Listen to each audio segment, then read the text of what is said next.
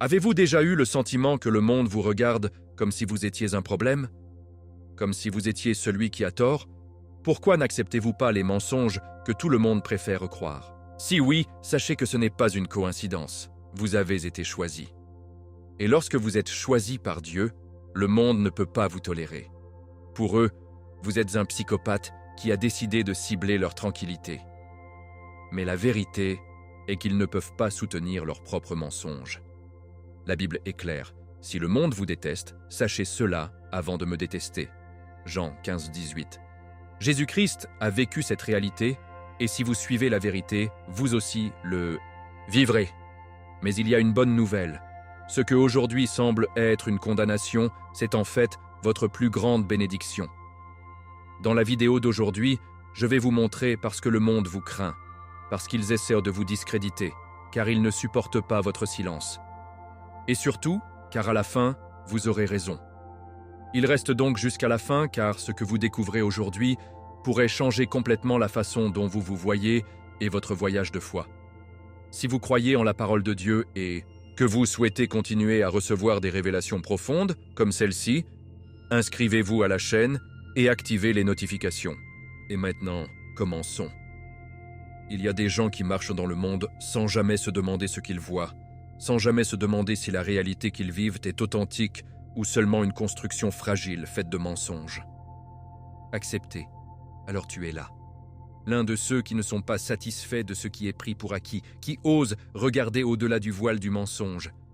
Mais soyez prudents, frères, parce que quand vous voyez la vérité et que vous le déclarez, le monde tremble. La Bible est claire. Et vous saurez la vérité, et la vérité vous rendra libre. Jean 8, 32. Mais la liberté effraie ceux qui ont passé toute leur vie enchaînés à ces illusions. C'est pourquoi, lorsque vous apportez la lumière de la vérité, vous ne venez pas accepter avec applaudissement, mais avec des regards suspects, avec méfiance, avec des accusations d'être étranges, problématiques, dangereux. C'est la même réaction que les pharisiens avaient devant Jésus-Christ. Plutôt que d'accepter la vérité, ils ont essayé de le détruire. Lorsque vous marchez avec Dieu, vous n'êtes plus un simple spectateur dans le monde, mais le reflet de sa gloire. Et que fait un miroir? Refléter. Et beaucoup ne peuvent pas supporter de voir leur vrai visage.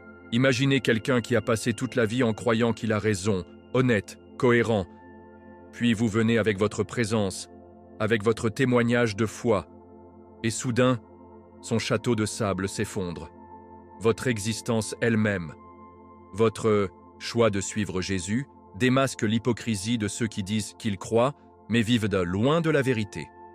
N'oubliez pas, malheur à vous, scribes et pharisiens hypocrites, parce que vous êtes similaires aux tombes blanchies à la chaux. Matthieu 23, 27. Vous ne faites rien de mal, mais ils vous verront comme un problème, car ils ne veulent pas affronter leurs propres mensonges. Combien de fois avez-vous entendu des mots comme « Mais pourquoi faites-vous comme ça? Pourquoi n'êtes-vous pas comme les autres ?» Tu ne peux pas simplement abandonner? C'est le prix de la vérité. Les gens préfèrent rassurer la tromperie à la vérité inconfortable. Il est plus facile de croire que tout le monde est sur le bon chemin, plutôt que d'accepter qu'il se dirige peut-être vers la ruine. Il est plus pratique de garder des mensonges intacts que de voir votre monde s'effondrer. Quand Jésus a enseigné, tout le monde n'était pas prêt à l'écouter. Beaucoup ont couvert leurs oreilles, l'ont accusé d'être possédé, d'être un subversif. Mais il ne s'est pas arrêté, ni vous devez vous arrêter. Vous avez été appelés à secouer, à vous réveiller, à apporter le feu de la vérité dans le monde. Et ne vous surprenant pas si certains, dans leur refus de vérité, choisiront de vous attaquer, de vous calomnier, de vous ridiculiser. C'est la façon dont le monde défend ses mensonges. Si vous croyez en la Bible, si vous marchez dans la lumière, vous êtes un danger pour ceux qui veulent rester dans l'obscurité. Mais n'ayez pas peur. Jésus lui-même a dit « Si le monde vous déteste, sachez cela avant que vous me déteste. » Jean 15, 18. Être détesté pour l'amour de la vérité est un signe que vous êtes sur la bonne voie. Le monde n'attaque pas ceux qui se conforment, ceux qui suivent la messe sans poser de questions. Le monde attaque ceux qui se lèvent et proclament la vérité, ceux qui défient les mensonges et choisissent de suivre Dieu. Ne baissez pas la tête, ne doutez pas de votre chemin. Sachez que vous n'êtes pas seul. Les prophètes ont été Persécutés, les apôtres ont été calomniés, Jésus a été crucifié. Mais la vérité a triomphé. La foi n'est pas pour le cœur faible, mais pour ceux qui sont prêts à résister, à se battre, à persévérer. La question est, êtes-vous prêt à continuer cette bataille? Êtes-vous prêt à apporter la lumière, même lorsque le monde essaie de l'éteindre? Il y a quelque chose de dérangeant dans la vérité, quelque chose qui est inconfortable, qui a construit leur vie sur des fondations fragiles. C'est comme une maison érigée sur le sable, juste une vague plus forte, un vent plus impétueux, et tout s'effondre. Et vous, qui marchez dans la vérité, êtes juste cette vague, ce vent qui secoue les marches de la tromperie. La Bible est claire quand il dit « Et vous saurez la vérité, et la vérité vous rendra libre ». Jean 8, 32. Mais la liberté n'est pas pour tout le monde. Beaucoup préfèrent rester esclaves à un mensonge rassurant plutôt que de faire face à une vérité inconfortable. Et donc, lorsque vous entrez dans leur vie avec votre authenticité, avec votre foi inébranlable en Dieu, avec votre détermination à vivre selon la Bible et non selon le monde, vous devenez une menace. La vérité n'est pas seulement un concept abstrait, c'est une force vivante et puissante, capable de bouleverser les esprits et les cœurs. Pensez-y. Pourquoi Jésus a-t-il été persécuté? Non pas parce qu'il a volé, non pas parce que c'était un criminel, pas parce que ça faisait mal. En effet, a guéri les malades, il a libéré l'opprimé et enseigné l'amour. Pourtant, il le détestait. Pourquoi? Parce qu'il a démasqué l'hypocrisie des pharisiens, a révélé leurs mensonges, mis leurs mensonges nus. Jésus-Christ n'a fait que dire la vérité, mais le monde ne pouvait pas le supporter. La lumière est venue au monde, mais les hommes aimaient l'obscurité plus que la lumière, car leurs œuvres étaient mauvaises. Jean 3, 19. Et aujourd'hui, frères, n'est-ce pas la même chose? Ceux qui vivent dans la lumière sont persécutés par ceux qui aiment l'obscurité. Beaucoup pensent que les mensonges sont des outils pour tromper les autres. Mais en réalité, le plus grand mensonge est celui que les gens disent en eux-mêmes. Ils sont convaincus qu'ils ont raison pour avoir raison, que vous n'avez pas besoin de changer. Mais lorsque vous entrez dans leur vie, apportant la vérité avec vous, tout leur château d'illusions tremble. Et cela leur fait peur. Vous ont-ils déjà regardé avec soupçon seulement pourquoi ne suivez-vous pas la messe? Vous ont-ils déjà évité seulement pourquoi vivez-vous selon la parole de Dieu et non selon les modes du monde? Vous ont-ils déjà appelé fanatique, exagéré? Seulement pourquoi gaspillez-vous pour compromettre votre foi? Si oui, alors vous savez exactement de quoi je parle. Lorsque vous vivez en vérité, faites en sorte que ceux qui vivent dans le mensonge ressentent un inconfort. Non pas parce que vous les attaquez, non pas parce que vous les jugez, mais parce que votre existence elle-même est un reproche silencieux à leur choix. C'est la raison pour laquelle les prophètes ont été persécutés. C'est la raison pour laquelle les apôtres ont été emprisonnés, fouettés en pierre. Non pas parce qu'ils étaient mauvais, mais parce que leur vérité était trop puissante pour être ignorée. Stéphano, plein du Saint-Esprit, a parlé judicieusement devant la Sanhédrin, mais au lieu de l'écouter, ils l'ont tué avec Sassate. Actes 7, 54, 60. Ils ne pouvaient pas supporter sa vérité, alors ils ont essayé de l'éteindre. Et la même chose se produit aujourd'hui. Le monde n'attaque pas ceux qui les dérangent, attaque ceux qui disent la vérité. Le monde n'a aucun problème avec ceux qui se conforment, il a des problèmes avec ceux qui se démarquent. C'est pourquoi vous êtes vus avec suspicion. C'est pourquoi certains vous évitent, ils parlent mal de vous, essaient de vous discréditer. Mais cela ne signifie pas que vous vous trompez, au contraire, c'est la confirmation que vous marchez sur le bon chemin. Alors, comment gérer cette réalité? Que faire quand les gens commencent à craindre seulement pourquoi apportez-vous la vérité? La réponse est simple, n'ayez pas peur. Jésus lui-même a dit, « Si le monde vous déteste, sachez cela avant que vous me déteste. » Jean 15, 18. Vous n'êtes pas le problème, c'est ce qu'ils représentent. Ne laissez pas leur refus se décourager. Considérez plutôt cela comme un signe que vous faites exactement ce que Dieu vous a appelé à faire. Il continue d'apporter la lumière, même lorsque le monde essaie de l'éteindre. Il continue de proclamer la vérité, même lorsqu'il essaie de le suffoquer. Parce que la vérité, frère, ne peut pas être arrêtée. Il peut être dérisoire, il peut être persécuté, il peut être combattu, mais en fin de compte, il gagnera. Et toi? Êtes-vous prêt à continuer à marcher dans la lumière, même lorsque le monde entier essaie de l'éteindre? Étrange, non? Les mêmes personnes qui disent qu'ils vous détestent pour vous trouver ennuyeux, pour ne pas vous supporter, sont précisément ceux qui vous observent le plus étroitement. Ils vous critiquent, mais n'arrêtent jamais de vous regarder. Ils vous virent, mais imitent ensuite vos mots, vos gestes, vos choix. Ils disent qu'ils ne comptent rien, mais ils consacrent autant de temps pour parler de vous. Ce n'est pas une coïncidence. Ce monde est plein de gens qui, au lieu de reconnaître ce qui manque dans leur vie, essaient de détruire ceux qui ont trouvé leur propre chemin. Cela a toujours été comme ça. La Bible nous enseigne que l'envie est l'une des racines les plus toxiques du cœur humain. Hara est cruel et la fureur est écrasante, mais qui peut résister devant l'envie? Proverbe 27, 4. C'est pourquoi vos ennemis semblent tellement obsédés par vous, parce qu'en eux, ils savent que vous avez quelque chose qu'ils n'ont pas. Pensez-y, qui étaient les principaux opposants de Jésus? Pécheurs? Non. C'étaient précisément ceux qui se considéraient comme justes, parfaits, meilleurs. Les pharisiens l'ont observé en permanence. Ils ont cherché toutes les occasions de l'emmener à la faute, de le critiquer, de trouver une raison de l'accuser. Pourtant, personne n'a passé beaucoup de temps à étudier chaque mot tel quel. Pourquoi? Parce qu'après tout, ils savaient que Jésus avait quelque chose qu'ils ne pouvaient pas avoir. Il avait la vérité, et la vérité est puissante.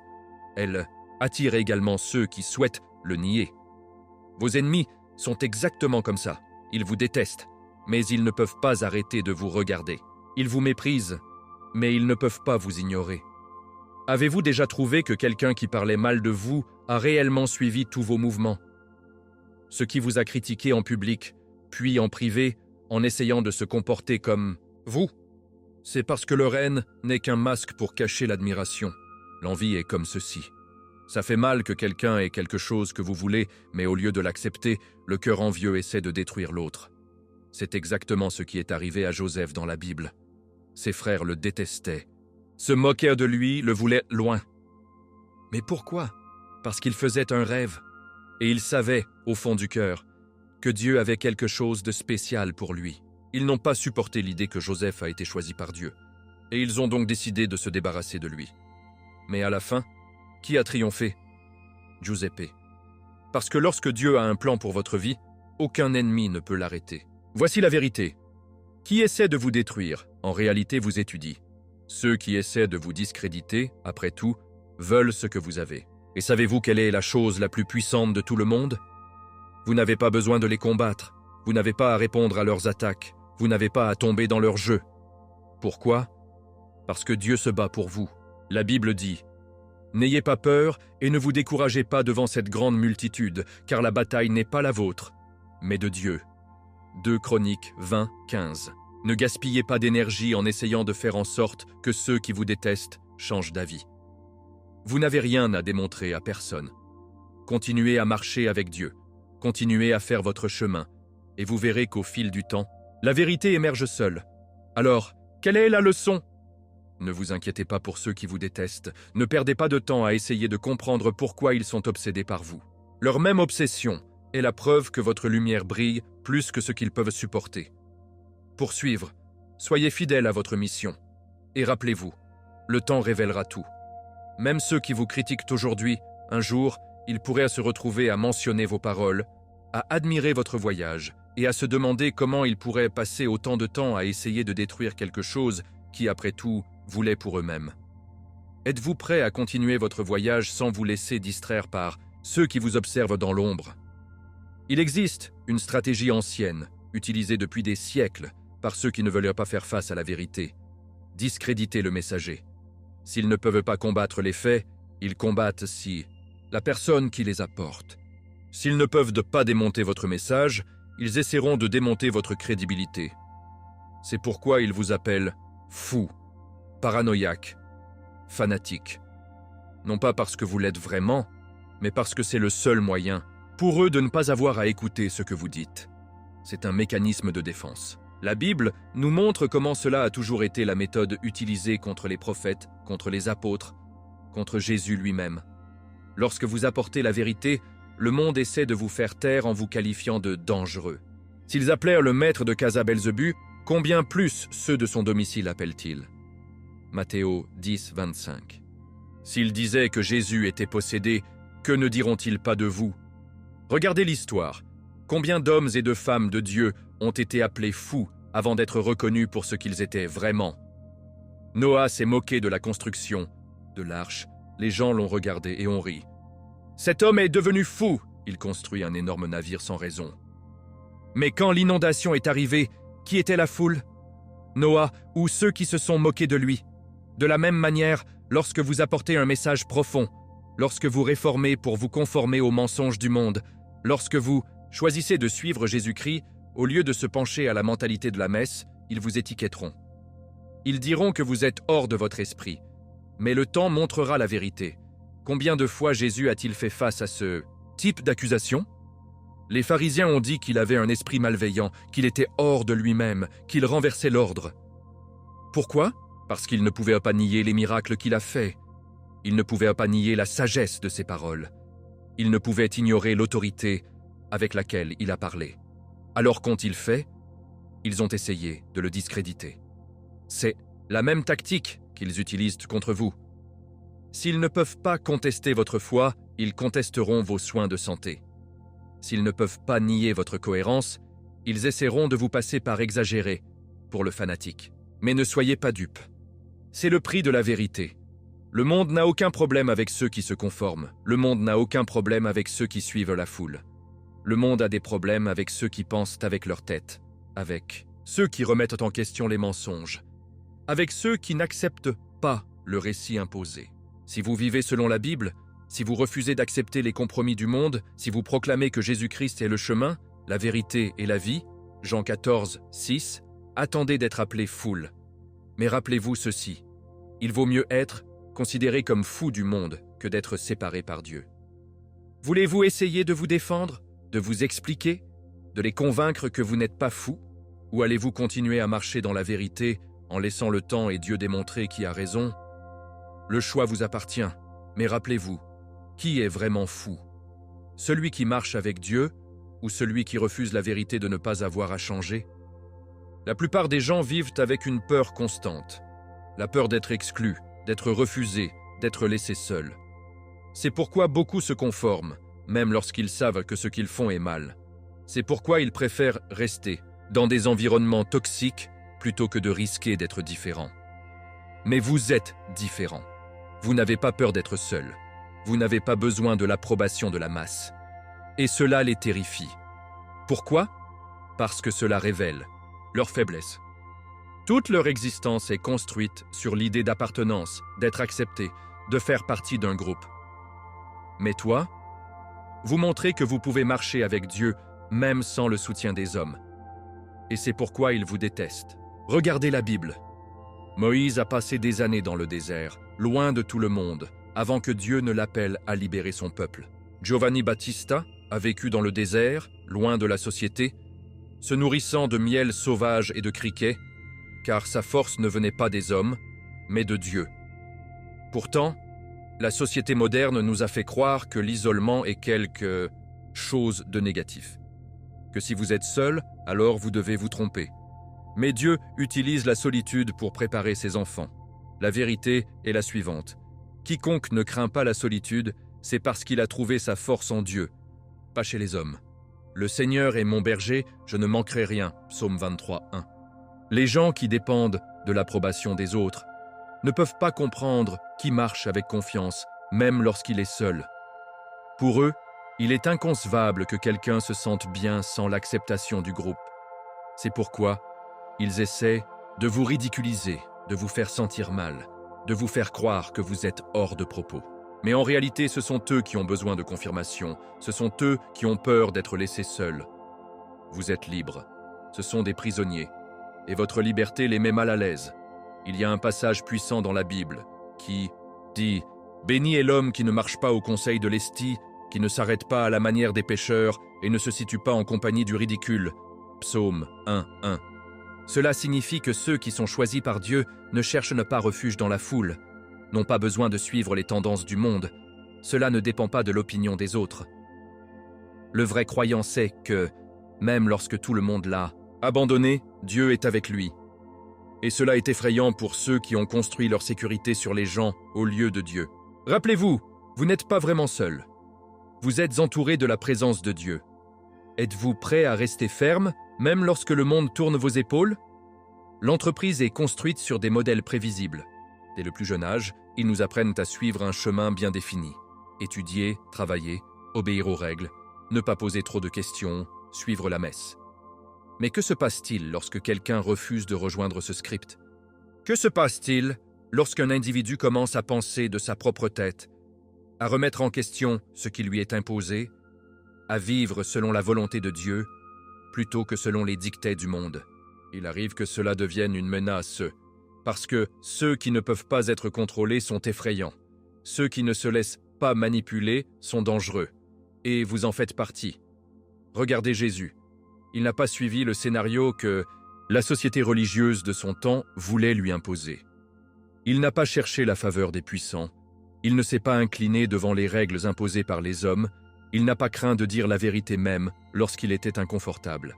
Il a parlé avec des pécheurs, guéri samedi, a dénoncé l'hypocrisie des pharisiens. Et pour cela, il était détesté. Ils vous éloigneront des synagogues. En effet, le moment viendra que quiconque vous tuera croira faire un culte à Dieu. Jean 16:2. Pourquoi le monde déteste-t-il qui ne se conforme pas? Parce que ceux qui ne suivent pas le script rompent l'illusion que tout est sous contrôle. Pensez à quel point il est facile de manipuler la masse. Dites-lui simplement quoi croire, quoi craindre, quoi vouloir. La plupart des gens suivent le flux sans même s'en rendre compte. Mais alors quelqu'un arrive qui ne se laisse pas duper. Quelqu'un qui dit « Attendez un instant, mais est-ce vraiment comme ça doit être ?» Et soudain, tout le système tremble. Si même une personne commence seulement à penser différemment, il pourrait réveiller les autres. C'est pourquoi ils essaient de vous faire taire. C'est pourquoi ils essaient de vous discréditer, de vous ridiculiser, de vous faire sentir mal. Parce que votre indépendance menace leur contrôle. Mais vous n'êtes pas là pour plaire au monde. Vous êtes ici pour effectuer la volonté de Dieu. Ce n'est pas facile.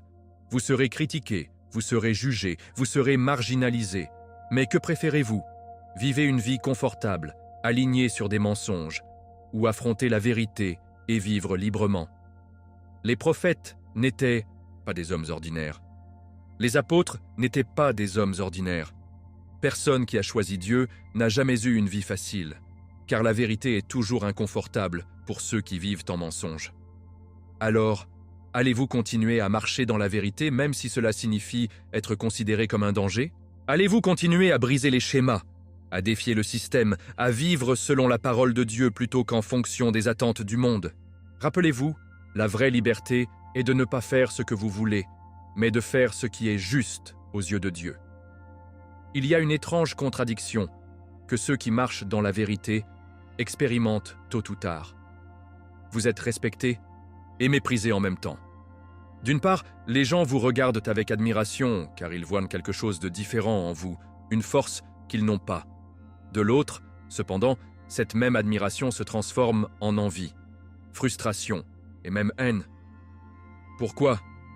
Parce que votre courage met leur lâcheté nue, parce que votre cohérence les oblige à affronter leurs faiblesses. Et il est plus facile de vous détester que d'admettre qu'ils devraient me changer. C'est ce que Jésus-Christ a vécu pendant son ministère. La foule le suivit, l'écoutait, se surprend de ses miracles. Pourtant, ils étaient les mêmes personnes qui peu de temps après ont crié « Crucifige !» Marco 15:13. Avez-vous déjà été dans une situation dans laquelle quelqu'un qui vous a admiré pour la première fois, soudain, a commencé à vous traiter froidement ou à l'hostilité? Avez-vous déjà été loué en secret, puis critiqué en public? C'est parce que le monde ne sait pas comment gérer des personnes authentiques. Votre présence elle-même est un problème pour ceux qui sont satisfaits de vivre dans la médiocrité. Ils regardent votre foi, votre courage, votre fermeté, et en eux, ils savent qu'ils devraient l'être aussi. Mais au lieu de changer, ils choisissent de vous attaquer. Il est plus facile de dire que vous êtes trop radical, trop rigide, trop différent. Plutôt que de le reconnaître, peut-être, il devrait avoir votre propre détermination. Les grands hommes et femmes de Dieu ont toujours vécu cette réalité. Par exemple, Giuseppe a été respecté par Pharaon et le puissant de l'Égypte, mais a été détesté et vendu par ses propres frères. David a été admiré par Israël, mais persécuté par Saül. Daniel a été estimé dans le royaume de Babylone, mais ses propres collègues ont essayé de le faire condamner au lion. C'est la nature humaine. Le monde aime l'idée de la vérité, mais déteste ceux qui l'incarnent. Malheur à vous quand tous les hommes vous disent de bien. Luc 6, 26. Si tout le monde vous applaudit, il y a quelque chose qui ne va pas. Si le monde vous aime sans réserve, cela signifie que vous vous y êtes adapté. Mais voici le point. Le respect que les gens ressentent pour vous, même s'ils sont cachés derrière leur mépris, est réel.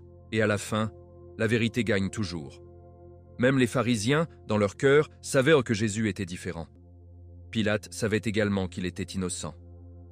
Même les adversaires des apôtres, au fil du temps, ont vu que leurs paroles étaient inspirées par Dieu. Vous n'avez pas à expliquer, à vous justifier, à convaincre qui que ce soit. Laissez votre vie parler pour vous-même. Il continue de marcher avec Dieu et ceux qui vous méprisent aujourd'hui. Un jour, ils pourraient se retrouver à mentionner vos paroles sans même s'en rendre compte. Alors, comment allez-vous réagir? Allez-vous demander l'approbation des hommes ou continuerez-vous à marcher dans la volonté de Dieu? Voulez-vous vous laisser blesser par leur mépris ou comprendrez-vous que leur haine n'est qu'une réaction à leur propre faiblesse? N'oubliez pas, vous n'êtes pas là pour être compris. Vous êtes ici pour effectuer la mission que Dieu vous a confiée. Êtes-vous prêt à le poursuivre, même si cela signifie être respecté et détesté en même temps? Ils n'ont pas besoin de prouver que vous vous trompez. Ils n'ont même pas besoin d'essayer de discuter avec vous. La seule chose qu'ils doivent faire est de vous assurer que personne ne vous écoute. C'est ainsi que le système fonctionne. La stratégie n'est pas de nier la vérité, mais d'isoler ceux qui le proclament. Si vous regardez l'histoire, vous verrez que cela a toujours été comme ça. Les prophètes ont été persécutés non pas parce qu'ils se sont trompés, mais parce qu'ils ont perturbé l'ordre établi. Les apôtres ont été emprisonnés non pas parce qu'ils avaient enfreint la loi, mais parce que leur prédication a menacé le pouvoir religieux de l'époque. Jésus a également été crucifié non pas parce qu'il avait blessé, mais parce qu'il a dit la vérité. Nous n'avons pas besoin d'autres tests, a déclaré les grands prêtres, Matthieu 26, 65. Ils n'ont pas cherché la justice. Ils ont essayé de faire taire la voix de la vérité. Et aujourd'hui, le système fonctionne de la même manière. Si vous ne pouvez pas être contrôlé, vous devez être ridiculisé. Si vous ne pouvez pas être ridiculisé, vous devez être isolé. Et si vous ne pouvez pas être isolé, ils essaieront de vous faire ressembler à un danger. C'est pourquoi ceux qui parlent en dehors du cœur sont censurés, sont attaqués, sont étiquetés. L'entreprise a besoin de la messe pour rester endormie. Et vous, avec votre voix, avec votre foi, avec votre indépendance, vous êtes un problème. Parce qu'ils ne peuvent pas prédire vos mouvements. Ils ne peuvent pas contrôler vos actions. Ils ne peuvent pas vous faire dire ce qu'ils veulent. Ainsi, la seule solution qu'ils ont est de vous discréditer. Mais la question est, cela en vaut-il la peine? Cela vaut-il la peine de faire face à l'isolement, aux critiques, aux accusations? Injuste, juste pour dire la vérité? La réponse est oui. Parce que la vérité n'est pas seulement un concept abstrait. La vérité est Dieu lui-même. Je suis le chemin, la vérité et la vie. Jean 14, 6. Si vous choisissez la vérité, choisissez Dieu. C'est pourquoi vous ne pouvez pas arrêter de parler. C'est pourquoi vous ne pouvez pas faire de compromis. Parce que même si tout le monde vous tourne le dos, si le système ferme également chaque porte, Dieu sera avec vous. Et quand Dieu est avec vous, qui peut être contre vous? Regardez l'histoire biblique. Joseph a été calomnié et emprisonné, mais Dieu l'a exalté. Daniel a été jeté dans la fosse des lions, mais Dieu l'a protégé. Paolo a été persécuté, mais sa parole a transformé le monde. Le système a tenté de les discréditer, de les détruire, de les supprimer. Mais la vérité ne peut pas être annulée. La vérité triomphe toujours. Et donc, ce sera pour vous. Aujourd'hui, ils peuvent se moquer de vous, ils peuvent vous ignorer, ils peuvent essayer de vous faire taire. Mais la journée viendra où ils seront obligés d'admettre que ce que vous avez dit était vrai. Alors, que ferez-vous?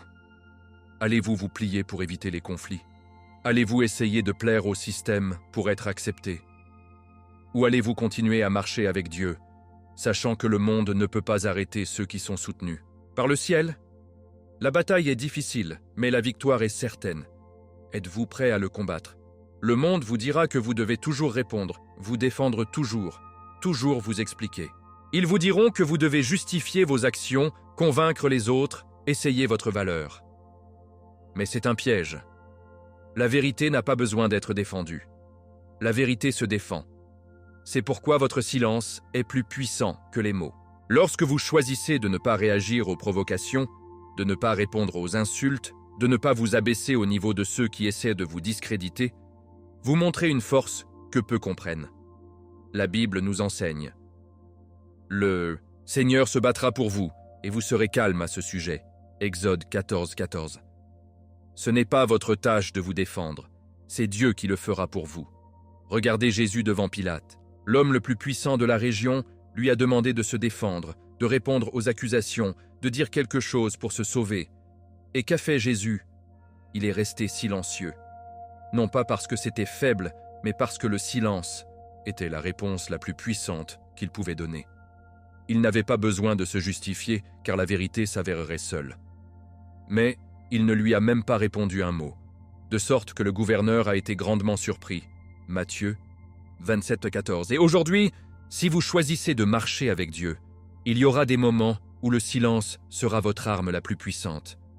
Vos ennemis s'attendent à une réaction. Ils veulent vous voir en colère. Ils veulent vous faire perdre leur calme. Ils veulent que vous jouiez selon leurs règles. Mais quand vous restez silencieux, désarmez-les. Laissez-les confus, frustrés. Parce que le silence est une déclaration de force. Cela signifie que vous n'avez pas besoin de vous abaisser à leur niveau. Cela signifie que votre sécurité ne vient pas des mots, mais de votre foi en Dieu.